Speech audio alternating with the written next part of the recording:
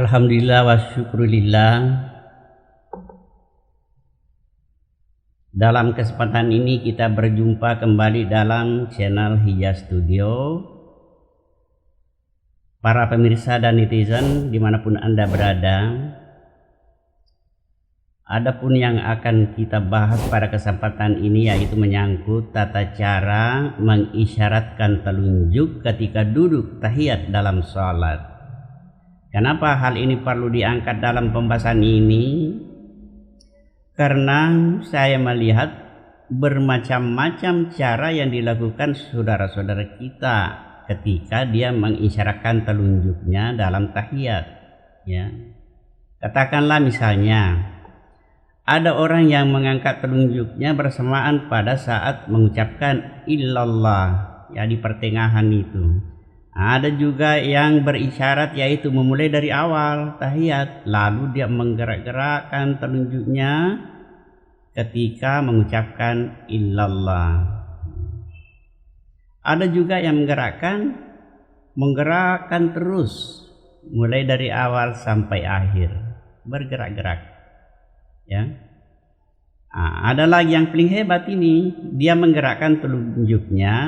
Katanya dia menulis lafaz Allah, jadi menggambar hayalan. Ya. Itu dilakukan ketika dia membaca illallah. Nah pemirsa, dari sekian cara-cara yang dilakukan, ya,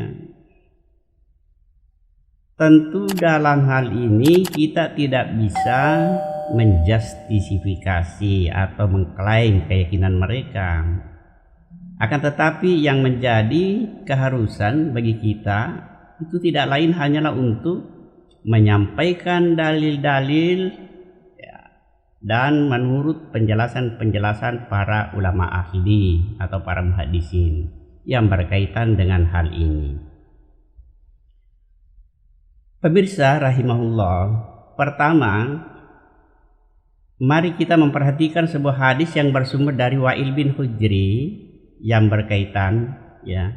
Namun sebagian saya potong yang kita bisa lihat nanti di buku terbitan. Di situ hadisnya secara lengkap. Jadi bunyinya begini. An Wa'il bin Hujr annahu qala fi sifati Rasulillah sallallahu alaihi wasallam. Jadi di sini Jabir bercerita tentang sifat-sifat Rasulullah sallallahu alaihi wasallam. Summa kabada sintaini min asabihi wa khalqatan. Dikatakan dia menggenggam kedua jari-jarinya dan dijadikan satu lingkaran. Summa rafa'a usbuhu, kemudian dia mengangkat jari telunjuknya. Fara'aituhu yuharrikuha yada'u biha. Ya, lalu saya melihatnya dia menggerakkannya dan berdoa dengannya.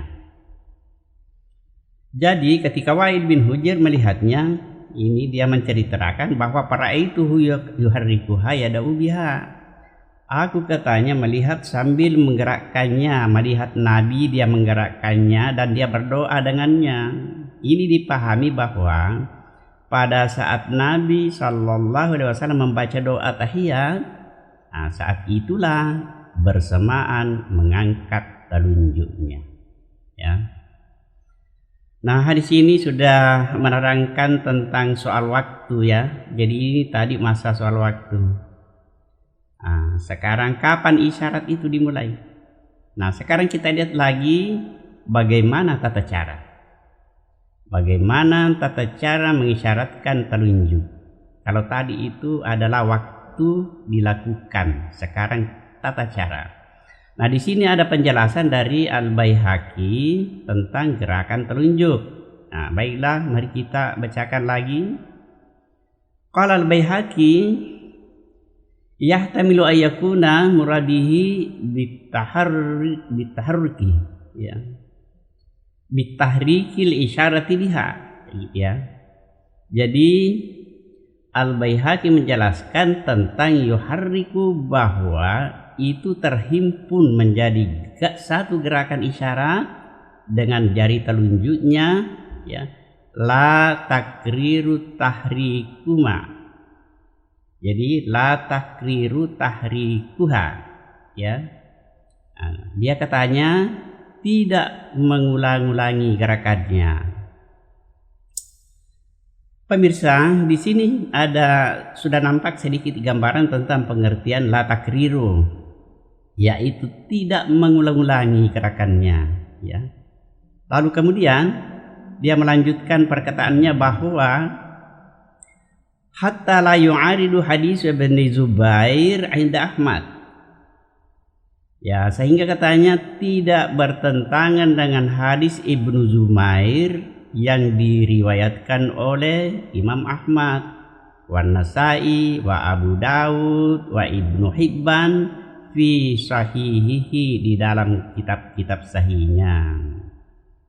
Ya, bagaimana perkataan Ibnu Zubair? Dikatakan kana yasiru bisababati wa la yuharrikuha. Ya.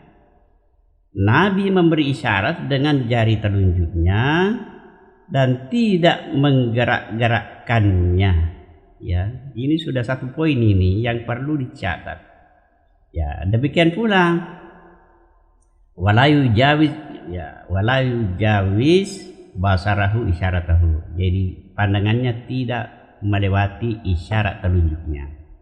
Pemirsa, kita lihat dulu dari usul bahasa Arab ya, bahwa soal kata bergerak ialah harakah.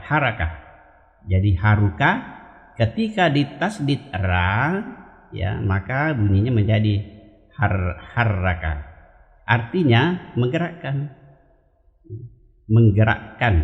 Nah, di dalam lafaz hadis Wa'il bin Hujr itu menggunakan fi'il mudhari, menjadi yuharriku, berarti menggerakkan, bukan menggerak-gerakkan.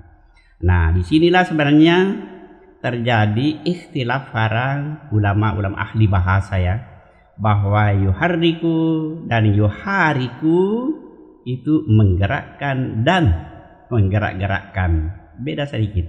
Nah, itulah sebabnya Al-Baihaqi menjelaskan dalam hadisnya bahwa yuharriku artinya la takriru tahrikuha, artinya isyarat telunjuknya tidak berulang-ulang gerakannya, dalam pengertian bukan menggerak-gerakkan, gitu ya. Ini maksudnya hanya satu kali bergerak. Kapan itu? Ketika membaca tahiyat.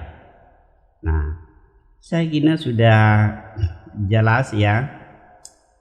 Para pemirsa dimanapun berada, ada sedikit catatan yang perlu kita jadikan sebagai bahan-bahan renungan ya. Perlu digarisbawahi bahwa pengikut Imam Syafi'i, ya, jadi ingat, pengikut berarti bukan Imam Syafi'i yang berkata, ya. Dia mengatakan bahwa sebaiknya memberi isyarat telunjuk di saat membaca illallah, pengikut Imam Syafi'i. Nah, itu dibaca dalam tahiyat. Jadi ini hanya pendapat para pengikut ya. Nah, kemudian datang Ibnu Ruslan menambahkan pendapat tadi bahwa hikmah isyarat itu maksudnya menyatukan tauhid antar perkataan, perbuatan, dan etika. Nah, ini biasanya dipahami orang-orang tasawuf, biasa kita dengar ya. Nah, paham ini tentu kami tidak terlalu jauh mencampuri, tetapi masalahnya ialah Nabi tidak pernah menjelaskan seperti itu. Sementara yang kita pahami bahwa kalau kita berbicara tentang ibadah mahdzah, maka semuanya harus bermuara dari diri Rasulullah Sallallahu Alaihi Wasallam. Pemirsa dimanapun berada, kesimpulannya,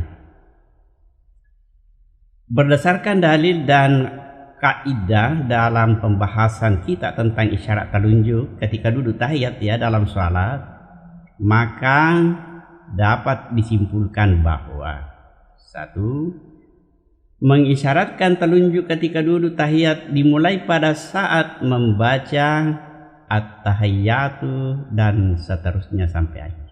Yang kedua, menggerakkan telunjuk hanya satu kali gerakan dari awal sampai akhir. Yang ketiga, ketika membaca tahiyat tidak perlu selalu menggerak-gerakkan terus telunjuk, tidak perlu. Ya, sudah ada tadi penjelasan di atas ya. Ya, masih terkait dengan hadis di atas bahwa pandangan tidak melewati isyarat telunjuk. Ya. Begini untuk lebih jelasnya, baca Nailul Autar juz 2 halaman 283. Terus jelas di situ, atau kitab Subul Salam juz 1 halaman 189. Jadi langsung kepada kitabnya ya, sumbernya. Allahu a'lam bishawab. Alhamdulillah selesai dengan ringkas. Semoga bermanfaat untuk kita semua. Jazakallah khairan katsiran. Nasrun minallahi wa fathun qarib. Wa basyiril mu'minin. Assalamualaikum warahmatullahi wabarakatuh.